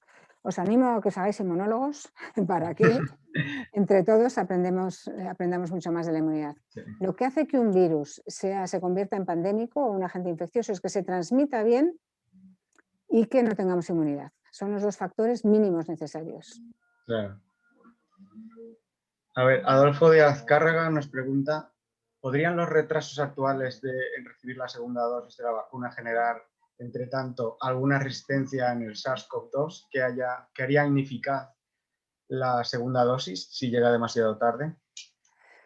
Yo lo dudo, porque no parece, o sea, no parece que haya posibilidad de que el virus genere esta resistencia. Es una posibilidad estructural, quiero decir, que el virus genera variantes, pero repetitivamente genera las mismas variantes, es decir, no tolera variantes en cualquier posición y las generará al azar en cualquier posición, pero muchas de ellas son inviables y nunca se acaban viendo, ¿no? No existen porque el virus con esa variante simplemente no se multiplica. Desde el punto de vista del virus, a lo mejor podría ocurrir que hubiese eso. Yo lo veo improbable, no se puede excluir, lo veo improbable. Desde el punto de vista de cómo funciona la segunda dosis prendería igual de bien, aunque fuese más tardía. O sea, la respuesta inmunitaria se estimula igual de bien a los 21 días que a las 21 semanas que a los 21 años. Se estimula, la memoria está ahí y se reestimula. A los 200 años no, digamos a los 90 años igual de bien no, porque ya está muy envejecido el sistema inmunitario, más que por el tiempo que ha pasado es porque está envejecido, ¿no? Claro. Sí, o sea, a lo mejor sí, no me atrevo a descartarlo. Pero los retrasos actuales, que estamos hablando de una semana más o una semana menos, ni de casualidad, no. A ver, Mireia Moreno nos presenta un caso concreto. Dice, su madre de 63 años, sanitaria, Hace 6 semanas fue diagnosticada por COVID por PCR con un CT14, asintomática, pero no precisó hospitalización. 3 semanas después fue PCR negativa y serología presentó IgGs en la titulación. Y lleva 3 semanas trabajando, pero no le han vacunado. ¿Crees que debería vacunarse? Como os he dicho, la inmunidad natural es bastante buena y la inmunidad vacunal también. ¿Qué se ha visto? Creo que debería vacunarse. Yo nunca digo la palabra debería vacunarse porque creo que las vacunas no deben ser obligatorias. Te reformulo la pregunta. ¿Se recomienda la vacunación para ella? Bueno, ¿qué es lo que está recomendado? Se recomienda que alguien que ha tenido una COVID reciente espere un cierto tiempo, que ahora mismo no recuerdo, espere un cierto tiempo para recibir la vacuna. Igual que se recomienda que cualquier persona que tenga cualquier enfermedad, alguna fiebre, alguna lo que sea, que retrase un poco la vacunación, ¿eh? O cualquier bebé, que lo retrase un poco, para no liar al sistema inmunitario con dos cosas a la vez. Porque una vacunación estimula el sistema inmunitario, pero requiere estimularle, mientras que una infección le estimula y le crea un reto muy importante. Es decir, una infección es un reto mucho más importante para el sistema inmunitario que la vacuna. Entonces es mejor no tener una infección parcialmente activa o todavía coleando, y por eso en general, y no se valora de una manera individual, no se recomienda vacunarse de nada hasta que no has pasado un tiempo después de haber tenido síntomas de lo que sea. Eso en general. Y con este coronavirus también. Las personas que estaban previamente infectadas y que sin saberlo participaron en el ensayo clínico, en los ensayos clínicos de vacunación, aunque no era un objetivo que buscasen las compañías, se les colaron a algunos, que ni siquiera lo debían de saber ellos, y fueron vacunados, y se ha visto que ellos también se beneficiaron de la combinación de dos inmunidades que están funcionando, la natural con la vacunal. Estaban protegidos de la reinfección. Es decir, se pueden vacunar las personas que ya han pasado la infección, no son las que lo necesitan más, Claro. Pero no tiene ningún efecto adverso adicional sobre ellos. No se ha detectado ningún efecto adverso. La seguridad sí que se ha visto muy claramente, y eso lo han enfatizado las compañías. No hay ningún efecto adverso. Y eso quizás, lo digo brevemente, es otro de los regalos que nos han dado estas vacunas, porque uno de los miedos que teníamos todos los que conocíamos las vacunas antiguas de los coronavirus es que había algunas que producían el efecto justo contrario. En lugar de proteger, la persona vacunada cuando se infectaba tenía una exacerbación de la enfermedad, justo lo contrario. He dicho mal las personas. En los modelos animales contra los otros coronavirus humanos se había visto eso con algunas de las vacunas, con poca frecuencia, pero se había visto. Entonces estaba la mosca detrás de la oreja, y los ensayos clínicos en sus aspectos de seguridad iban diseñados para localizar esto inmediatamente, hasta el punto de que no se esperaba tener los datos, sino que cada semana se analizaban completamente todos los datos de seguridad. Es decir, gente independiente a la compañía recibía todos los datos, los descegaba, miraba quién estaba en grupo placebo, quién en grupo vacunado, y comparaba a ver si había diferencia en algún síntoma grave. No lo ha habido ni en los ensayos de animales, los preclínicos, no lo ha habido en ninguno de los ensayos clínicos de las decenas de vacunas que ya están en todos estos, con lo cual ha sido una maravilla. Entonces, por eso en particular se han fijado si las personas que habían pasado la infección y después vacunadas tenían algún efecto adverso, que es justo lo contrario, pero lo han visto y lo han mirado, y no lo hay. O sea que se pueden vacunar, pero no son necesariamente las que más se van a beneficiar de ello. Amparo López nos pregunta otra vez, ¿qué opina del papel de la alimentación frente a la inmunidad frente al virus? ¿Las personas asintomáticas y sin anticuerpos tras la infección desarrollan inmunidad celular? Bueno, la alimentación ya lo he dicho antes, cuanto más variada sea, y la dieta mediterránea es una de las más sanas y variadas que existen en el mundo, es la mejor de las que se han analizado, desde luego a nivel de salud cardiovascular, por ejemplo, pues mejor para el sistema inmunitario en general. O sea que animaros a la variedad, que poco a poco nos vamos especializando, ¿no? Tanto en nuestro campo de trabajo como en la alimentación. Las personas asintomáticas que no tienen anticuerpos desarrollan inmunidad celular, es probable que sí. La inmunidad celular se induce inmediatamente, incluso claramente antes que la de anticuerpos. Entonces es probable que sí. Si son tan asintomáticas que han replicado muy poquito el virus, a lo mejor es que les han detectado por PCR, por test de antígeno, en el momento máximo en que tenían virus, pero que se estaba controlando en ese momento. Es improbable. Algunos asintomáticos no tendrán inmunidad celular. Pero si tenían un sistema inmunitario tan potente, que han controlado de esa manera tan eficaz el virus, que ni siquiera ha llegado a estimular a la inmunidad celular, que no se preocupen, que lo van a seguir teniendo igual de potente. De acuerdo. Pello nos pregunta si se va a hacer pública la grabación. Sí, la haremos pública y la pondremos en el canal de YouTube de IATA. Y bueno, Margarita, si tienes alguna otra cosa que hacer, no dudes en decirme, porque veo que hay preguntas, ¿no? se Puede nos ser. acumulan aquí las preguntas y podemos estar un rato más. Y en cuanto tengas que decir algo, nos lo dices y No, lo dejamos. podemos seguir un ratillo. ¿Podemos seguir? Vale, seguimos. Mm. A ver, Loles Rodrigo nos pregunta, ¿qué opinión te merece el uso de plasma de personas que han superado el virus como mecanismo de protección? ¿Lo ves eficaz? No he oído que se haya utilizado como herramienta de protección. ¿Hay algún motivo? Más que opinión, lo que te puedo contar son los resultados de los ensayos clínicos. El plasma de personas que han pasado ya la infección es un tratamiento muy poco reproducible, es muy irregular, porque cada persona tiene un título de anticuerpos neutralizantes distinto y sobre todo no es nada fácil hacer el ensayo de neutralización porque requiere, para ver si neutraliza el virus infeccioso, tienes que trabajar con el virus infeccioso, por lo tanto tienes que trabajar en laboratorios de alta seguridad, P3. Entonces lo que se suele hacer es, bueno, en lugar de hacer eso que es tan complicado, lo que hago es valoro nivel de anticuerpos en general, pero eso no es un marcador nada bueno del nivel de neutralización. Te puede dar una idea, pero no tanto. Luego es muy heterogéneo entre personas, por lo tanto habría que hacer una mezcla de los plasmas de muchísimas personas distintas. Y ya puedes empezar a tener problemas de seguridad por si tienen algún virus adventicio que esté en esos plasmas y que se transmita por la sangre, ¿no? Por lo tanto hay un cierto problema de seguridad. De todas maneras, cuando entramos en la primera oleada con la emergencia brutal que había, sí que se hicieron ensayos clínicos con plasma y lo que ocurría es que se reservaban sobre todo a las personas que más lo necesitaban, que eran las que estaban muy graves. Para cuando estaban muy graves, realmente lo que estamos viendo no es el efecto directo del virus, sino el efecto de la inflamación que persiste en lugar de retirarse. Y había personas que ni siquiera tenían virus, por lo tanto los anticuerpos no se encontraban con su diana, luego no tenían efecto. Luego se pasó a pensar que por lo tanto, cuando serían buenos serían personas en el inicio de los síntomas, en los primeros momentos, porque entonces sí que se encontrarían con su diana, que son las partículas de virus infeccioso. Pero claro, tratar con plasma de donantes a todos los que están empezando con unos síntomas leves, aunque sean de los grupos de riesgo, es también una tarea francamente complicada. Por lo tanto, esto se ha ido abandonando. En España los primeros ensayos clínicos que se iniciaron se acabaron abandonando.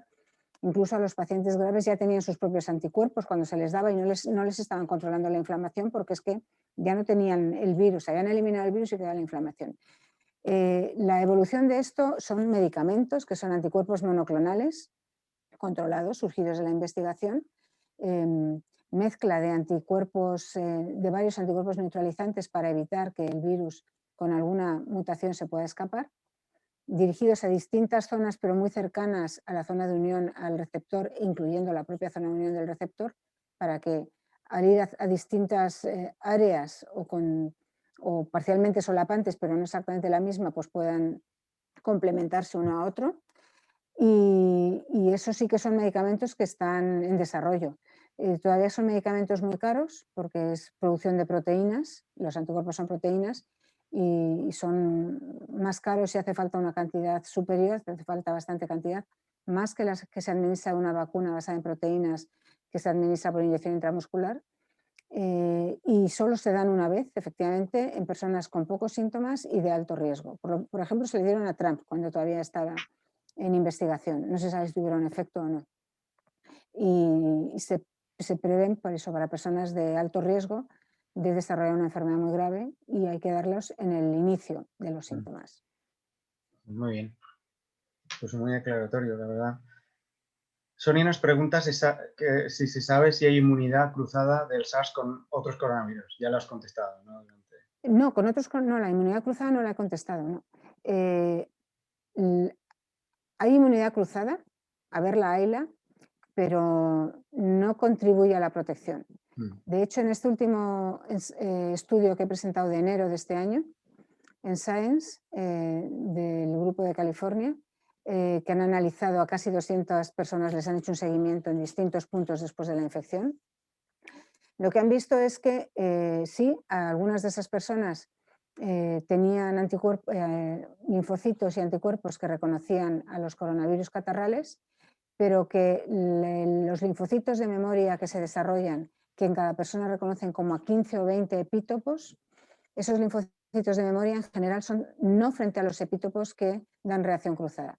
Es decir, aunque tuviesen de entrada ya como con ventaja a unos linfocitos que dan reacción cruzada y que estuviesen preparados, ¿no?, ya en mayor cantidad de entrada para reaccionar, no son esos los que se expanden y se quedan de memoria, son otros, son nuevos frente a este coronavirus nuevo.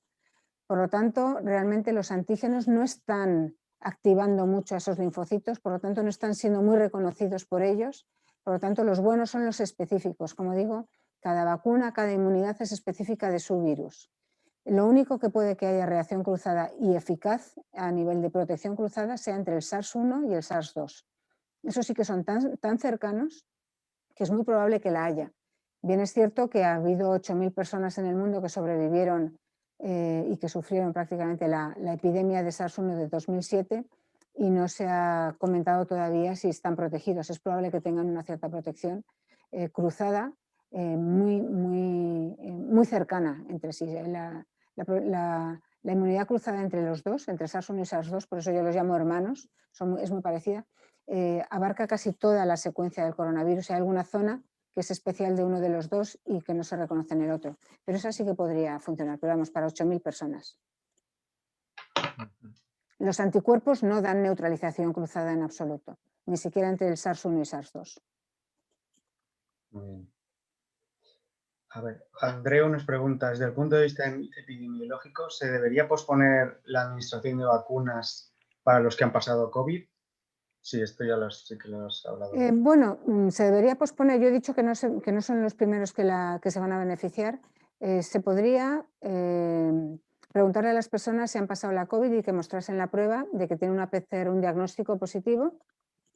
Y con ese diagnóstico positivo, pues se podría excluir a 2,5 millones de personas, ¿no? Por lo tanto, ahorraríamos a lo mejor 2,5 millones de vacunas. Muchas de esas personas que han pasado con diagnóstico positivo la COVID son personas sanas, por lo tanto ahora mismo no están en cuestión. A lo mejor de las personas que han pasado la COVID con un diagnóstico positivo excluíamos a unos pocos cientos de miles y la logística sería muy complicada. Ten en cuenta que en las residencias de ancianos, donde ha habido la máxima mortalidad, en muchísimos casos no se hacía diagnóstico. Luego las pruebas de que la han pasado son indirectas. Si ahora se les hace a todos pruebas de antígeno antes de vacunárseles, perderíamos un tiempo precioso. Por lo tanto, logísticamente el poco ahorro que da no merece la pena en una situación de emergencia. Es mi opinión y no se está haciendo. Sí, A lo mejor en sanitarios, en hospitales que ha habido un porcentaje alto y que probablemente todos han sido diagnosticados, se podría haber considerado, pero se están ya vacunando prácticamente a todos también. Loles Rodrigo nos pregunta ¿por qué se desaconseja vacunar a menores de 16? Porque no se ha hecho ensayo clínico en menores de 16, simplemente. No eran prioritarios, se harán más adelante probablemente. Pfizer me parece que los está haciendo, no sé si Moderna también, pero simplemente porque no se ha aprobado. Vale. Laura pregunta ¿cuál es su criterio en cuanto a la vacunación en bebés menores de 1 año? ¿Y en qué fase se deberían vacunar? De nuevo no se ha aprobado, por lo tanto no está autorizado para eso. También los bebés menores de 1 año, comparados con los mayores de 1 año o con los de 5 años, que son como un roble, pues tiene una mayor vulnerabilidad, pero es muy poca, es muy poca. Se irá con cuidado, o sea, las vacunas para los bebés menores de 6 meses se va con cuidado y se va viendo, o menores de 1 año se va viendo antes que es segura en toda la población. Pero vamos a ver, ya vamos viendo los perfiles de seguridad, como os digo, son muy sólidos. Es posible que se vaya avanzando hacia eso.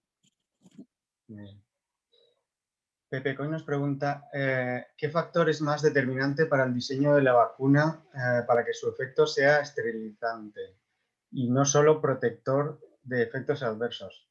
Y aparte de que algunas se diseñan en el CSIC para que sean esterilizantes, ¿A nivel internacional se está haciendo esfuerzo suficiente para conseguirlas? Una vacuna, no sabemos diseñar vacunas para que vayan a ser esterilizantes, más allá de que cuanto más completas sean, más probable es que reclutando a todos los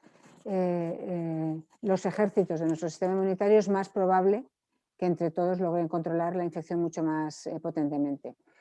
Sí que sabemos, en el caso del equipo de investigación del CSIC de Juanes y Sola, que habían hecho vacunas antes frente al MERS y frente al SARS, aunque las refinaron mucho más con el MERS, sí que sabemos que esas vacunas eran esterilizantes porque se han probado. Esas eran esterilizantes, son vacunas que han quitado todos los genes de virulencia del virus y se han quedado con todo lo demás. De esta manera son vacunas que lo que hacen es un virus que no se puede propagar, le han quitado tantas cosas que no se puede propagar en absoluto, pero sí que se multiplica en las células infectadas. En la primera célula la primera célula en la que entra, porque ya no son virus, ya no se puede decir que sea un agente infeccioso, ya no es un agente ni siquiera vivo, ¿no? Hay gente que dice si los virus están vivos o no, pero no voy a entrar en eso. No es un agente infeccioso, no es un virus atenuado lo que ellos preparan. Entonces, lo que le queda, el esqueleto que le queda del virus, se puede multiplicar en la primera célula en la que cae, pero de ahí no pasa, no se propaga. Entonces, genera un montón de epítopos del virus y podría haber funcionado o no, podrían haber sido suficientes o no, pero en el caso de MERS se comprobó que sí, que era esterilizante la inmunidad. Es una estrategia que lleva más tiempo, es más compleja, es mucho más completa y sería la ideal. O sea, si logramos bajar... Has escrito efectos adversos, no. Son protectores no de los efectos adversos, son protectores de los síntomas causados por el virus. Si lográsemos una vacuna que protegiese los síntomas y en un par de años tuviésemos una vacuna que además evitase el contagio, pues a lo mejor nos pensamos en erradicar el coronavirus. Para entonces sabremos cómo es de importante erradicar el coronavirus, porque a lo mejor la mortalidad en personas absolutamente inexpertas, como somos nosotros, desde el punto de vista inmunitario, es de un 1%. A lo mejor cuando todos tenemos inmunidad, la mortalidad es 0. Entonces a lo mejor no es un virus que nos interese erradicar del mundo. A lo mejor, sin embargo, resulta que es una vacuna muy estable, muy buena, que funciona muy bien y merece la pena llevarla porque a lo mejor continuamente está causando una mortalidad en personas con el perfil de riesgo de los que sufren la gripe superior a la gripe, no lo sabemos. Entonces, si en lugar de causar como la gripe entre 5 y 15.000 muertos al año, pues causase entre, no lo sé, entre 30.000 y 50.000 o los que fuesen, en España estoy hablando, pues a lo mejor nos consideraríamos probablemente tener una buena vacuna. Desde luego, incluso aunque fuese como la gripe, si la vacuna es mejor que la de la gripe, pues ya sería bueno, porque la vacuna de la gripe no es de las mejores que tenemos, es manifiestamente mejorable. En ese sentido, Walter nos pregunta, con las vacunas disponibles, ¿alguna se convertirá en campañas de vacunas estacionales? Las vacunas estacionales las tenemos frente a la gripe. Y las tenemos frente a la gripe porque lo acabo de decir justo. Sí. La vacuna de la gripe no es la mejor que tenemos. La eficacia no es muy alta, pero cumple su función, la función fundamental de una vacuna, y es que protege de los síntomas muy graves y de la muerte. Cuando una persona se vacuna de la gripe y se desencanta porque en cualquier caso he pasado la gripe, que se imagine que la habría pasado mucho más grave o habría muerto si no se hubiese vacunado. A una vacuna no se le piden milagros, se le pide que proteja del sufrimiento más grave. Si tuviésemos vacunas mejores de la gripe, a lo mejor protegían más. Pero el virus de la gripe A varía. Y como el virus varía, por eso tenemos que tener vacunas cada año, porque el virus varía. Si la vacuna fuese mucho más potente, es muy probable que cubriese con eficacia a más variantes. Por lo tanto, una vacuna más potente probablemente sería más amplio su espectro, y a lo mejor había que vacunar solo cuando el virus variaba mucho. O si fuese tan buena una vacuna de la gripe que protegiese mucho, a lo mejor el virus no tenía tanta multiplicación en el mundo y no variaba tanto. Desde luego hay que investigar en hacer mejores vacunas de la gripe también. Sería una buena inversión en salud pública, porque mientras que tenemos vacunas de la varicela de las cuales no moría ninguna persona prácticamente en España antes de que se implantase la vacunación en los bebés, la vacuna que tenemos de la gripe, a pesar de ella, mueren entre 5.000 y 15.000 personas cada año, dependiendo de la gravedad de la epidemia estacional. Muy bien. Javier Troconiz nos pregunta que él pasó el COVID en marzo con anticuerpos en mayo y en diciembre. ¿Está inmunizado? También has hablado sobre esto. No me sé tu vida, pero sí, seguro, muy probablemente. Si tu sistema inmunitario no sufre algo fuerte, estarás inmunizado, sí. Algo fuerte puede ser un cáncer y una quimioterapia que bajan temporalmente las defensas y luego resurgen. Un trasplante en el cual te inmunosuprimen muy potentemente al principio, depende del tipo de órgano trasplantado, y luego se mantiene la inmunosupresión a bajo nivel de por vida. Un trasplante concretamente de médula ósea son los que más inmunosuprimen porque te reconstituyen absolutamente todo tu sistema inmunitario, pero luego se recupera entero. Esos son los de los cánceres hematológicos. Hay personas con enfermedades autoinmunes, por ejemplo, que lo que tienen es demasiada inmunidad hasta el punto que reacciona contra su propio organismo. Entonces esas personas lo que hay que hacer es atenuar un poquito su sistema inmunitario y entonces a veces tienen alguna complicación de susceptibilidad a infecciones. Pero si tú tienes un sistema inmunitario normal, no eres enfermizo, ni siquiera tienes nada, infecciones recurrentes así ya con síntomas importantes, pues estarás inmunizado, claro. ¿Cuánto te dura? No lo sé. Esa es la pregunta que aún tenemos que ver. Bien, nos quedan ya muy pocas preguntas. A ver, Laura nos pregunta sobre las mascarillas. ¿Cuáles recomiendas?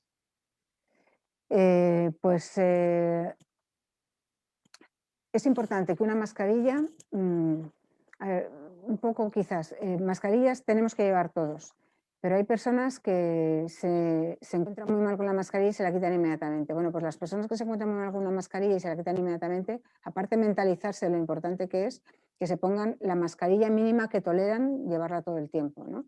Entonces eso es mejor una mascarilla que ninguna mascarilla. Ahora bien, en otoño, en invierno y justo ahora que estamos en mitad del invierno, lo mejor es la mejor mascarilla posible. Y la mejor mascarilla es la FFP2. No hay tantas, son más caras. Tiene una forma cónica que permite que haya más aire, por lo tanto que se sature menos la zona de CO2 del que exhalamos. Y la ventaja de las de FFP2 es que ajustan muy bien, de manera que el aire que respiramos atraviesa el tejido de la mascarilla, eso es lo importante, y no nos entra por los laterales que estén mal ajustados.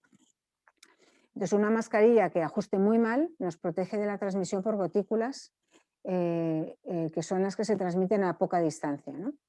Y esa es importante que nos proteja de eso porque esas también participan en el contagio. Pero una mascarilla que ajuste mal no protege la transmisión por aerosoles, no protege del virus que se queda suspendido en el aire durante un par de horas hasta que esos aerosoles se acaban secando, claro, y el virus se inactiva. Y por lo tanto, ahora que pasamos más tiempo en interiores, que no nos es posible fácilmente ventilar, y en interiores que incluso no nos hemos pensado. El interior de un coche, por ejemplo, es un sitio en el que en cuanto van dos personas no se guarda el aforo. El cuarto de baño de una casa que solo se tiene un baño en una casa pequeña para toda la familia y que normalmente tienes la puerta cerrada, pues es un sitio cerrado en el que se puede acumular el virus también. O sea que hay que pensar en muchos sitios cerrados en los que no nos damos cuenta. Siempre el símil de si alguien fumase aquí, yo estaría oliendo el humo, nos da una idea de cómo de enrarecido puede estar el aire en ese sitio, ¿no? Y en un coche, por ejemplo, se nota mucho.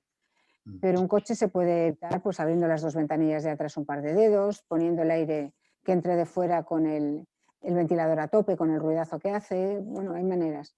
Pero siempre con mascarilla, idealmente. O sea, ahora en invierno la mejor mascarilla que tengamos y todo el tiempo posible. Todo el tiempo posible, incluso cuando comemos, pues casi solo en el momento que nos llevamos la comida a la boca. Muy bien. La última pregunta, Patricia Hinojar nos pregunta ¿cómo se vehiculiza, cómo se consigue que llegue la vacuna a las células diana? Ya que entiendo que el volumen que se inyecta a los pacientes es bajo y por tanto debería ser selectiva la línea celular a la que va a llegar. ¿Es así? Bueno, tenemos a unas células profesionales que están patrullando todo nuestro cuerpo, que son las células profesionales presentadoras de antígeno, precisamente. Son células dendríticas, células de Langerhans, y están tapizando toda nuestra piel, toda nuestra epidermis y nuestra dermis, están tapizándola de una manera tremenda, hasta el punto de que el trasplante que más potentemente se rechaza es el trasplante de piel, porque es imposible hacer un trasplante de piel de otra persona. Los grandes quemados se tienen que hacer autotrasplantes, es lo único que funciona. Hay un rechazo brutal. Está nuestro sistema inmunitario a tope en la barrera exterior del cuerpo, igual que en las mucosas, que es la barrera interior. Bueno, pues esas células especializadas profesionales lo que hacen es ir donde hay daño, y estas células no son capaces de distinguir si eso es extraño o no es extraño al organismo. Van donde hay daño. Cogen una muestra de lo que hay allí y la llevan a las células especialistas, a los linfocitos, y se la enseñan, se la presentan, le presentan estos antígenos. Y esta presentación de antígeno, los linfocitos T se activan, y los B, perdón, los T y los B, se activan o no se activan de la manera en que estas células profesionales les presentan el antígeno.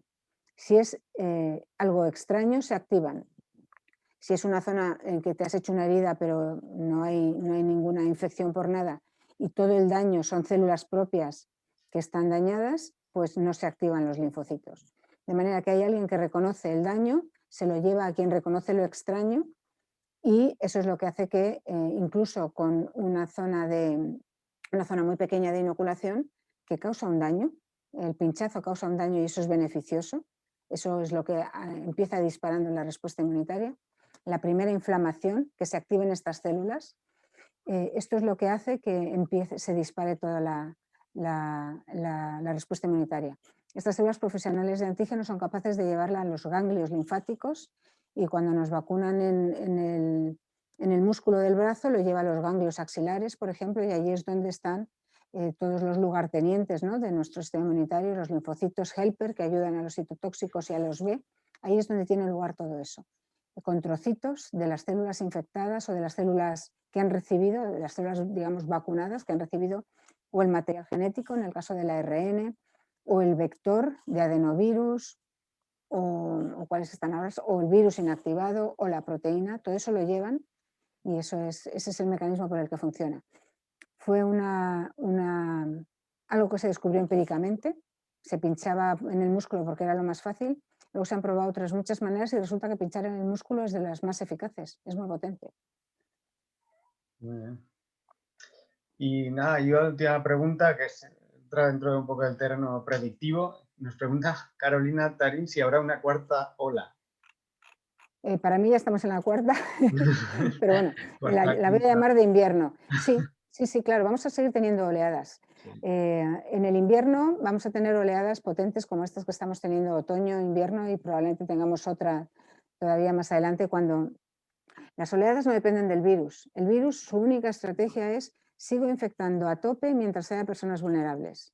Lo único que controla las oleadas somos nosotros, con nuestro comportamiento, nuestras medidas de contención, nuestro comportamiento como ciudadanos, como autoridades, como presidentes de lo que sea, ¿no?, como alcaldes, etc. Con esas medidas bajamos las oleadas, y con nuestro levantamiento de las medidas, de nuevo, como autoridades o como ciudadanos de a pie, es con lo que vuelve a subir la oleada mientras haya personas vulnerables.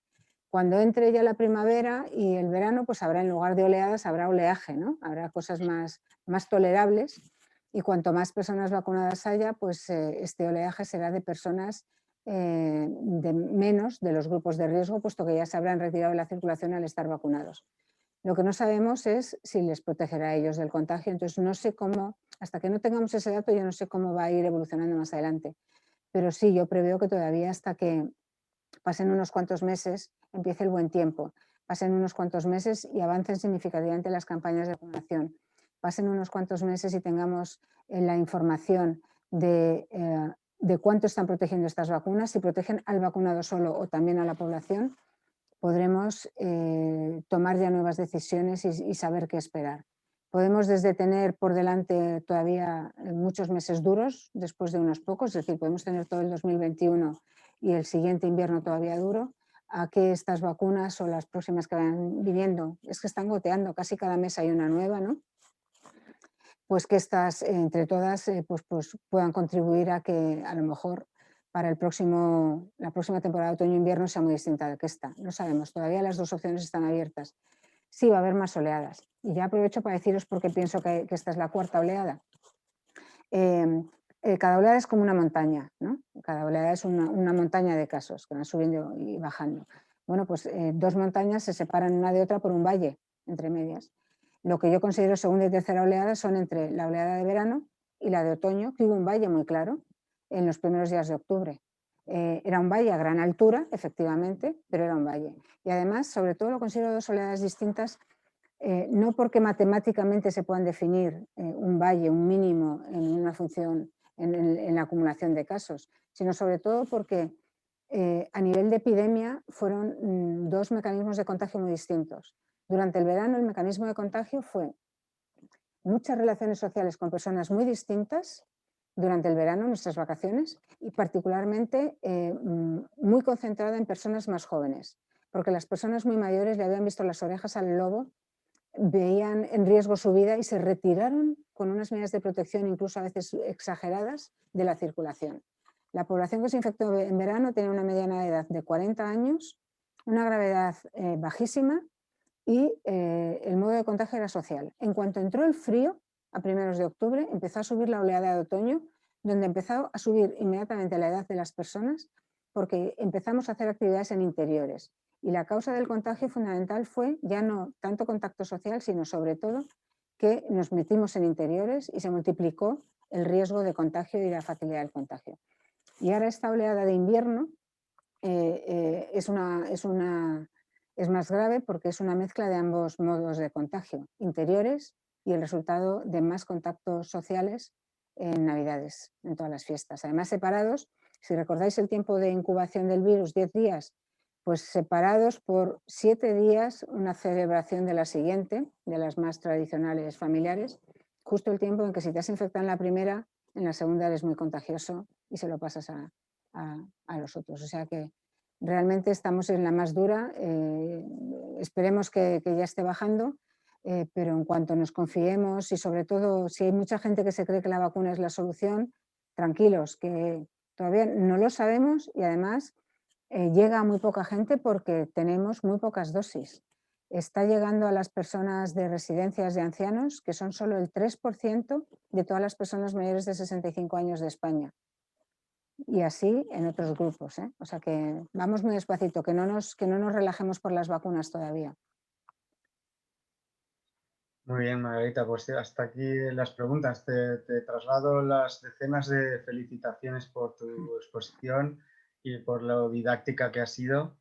Y muchísimas gracias. Te agradezco yo personalmente como representante de IATA haber participado en este ciclo de conferencias.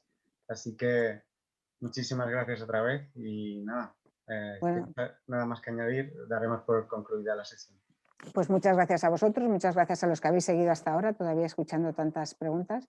Y muchas gracias a IATA por participar también en la plataforma Salud Global, porque realmente lo bonito de esta plataforma es cómo estamos colaborando todos desde tantas disciplinas y lo que estamos aprendiendo unos de otros, porque aquí, igual que yo he dicho, mi sistema inmunitario está inexperto, pues yo soy muy inexperta en muchísimos campos, ¿no? Y está muy bien que todos podamos hacer preguntas muy, muy ingenuas, ¿no?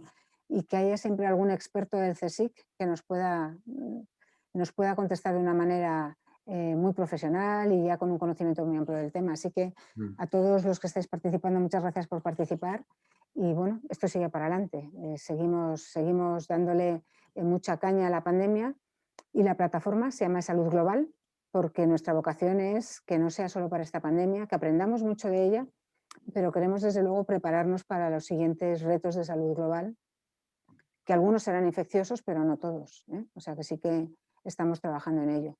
Y también os quería decir, se me ha olvidado, lo podía haber puesto, acabamos de iniciar la semana pasada un máster en pandemias, derivado de la cantidad de profesionales del CSIC que estamos en salud global. Lo acabamos de empezar y bueno, abarca campos desde conocimiento del virus, la enfermedad, la transmisión, la contención y el diagnóstico, que es muy importante controlar la epidemia, y mucho el impacto sobre la sociedad, sobre las personas, sobre la psicología, sobre la demografía que tiene. Tiene 3 módulos distintos. Pues nada, muchas gracias a vosotros, que habéis aguantado mucho. Un saludo. Gracias, Iata. Margarita, José, si tienes algo que añadir. no, no. Lo que acaba de decir Roberto, Margarita, tienes un montón de... Yo no, porque estaba en clase, digo, el coraje. Ha sido una charla Las preguntas eran muy, de... muy divulgativa, muy amplia y la verdad es que muy ilustrativa. Muchísimas gracias por haber participado y esperamos volver a verte pronto. A ver si nos vemos. Muchas A ver gracias. si nos vemos. Si nos deja la pandemia y dejamos de teletrabajar. Un A ver si abrazo. podemos. Un abrazo. Hasta luego. Adiós. Hasta luego. Gracias Un abrazo a todos. Gracias a todos.